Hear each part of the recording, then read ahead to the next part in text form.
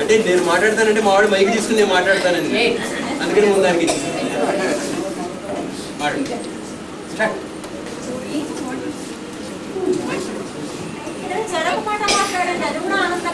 అదే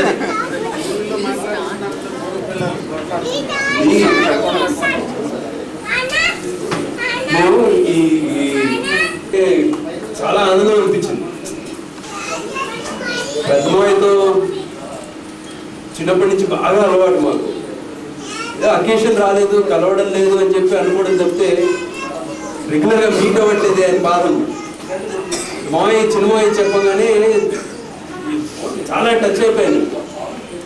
అయిపోయి మామయ్యతో ఎట్లా ఆర్గనైజ్ చేద్దాం మామయ్య అంటే, ఎవరికి చెప్పొద్దురా, పెద్దమాయి కూడా నేను చెప్పను, ఊరికే పిలుస్తాను, సర్ప్రైజ్ చేద్దాం అన్నాడు.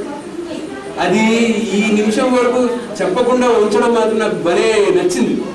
లాస్ట్ మినిట్లో మన సుభక్ ఆవిడ గెస్ట్ చేసింది కరెక్ట్గా.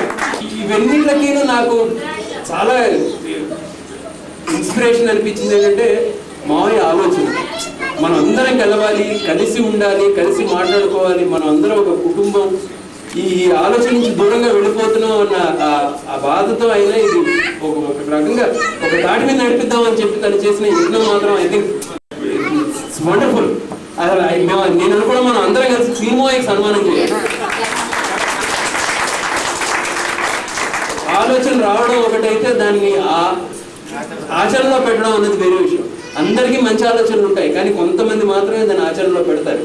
నేను చూసిన 20-25 సంవత్సరాల్లో నాకు సినిమా ఎప్పుడు ఆచరణలో పెట్టడం ఆయన చెప్పేవాడు, కానీ ఏం చేద్దాం అనేవాడు కాదు.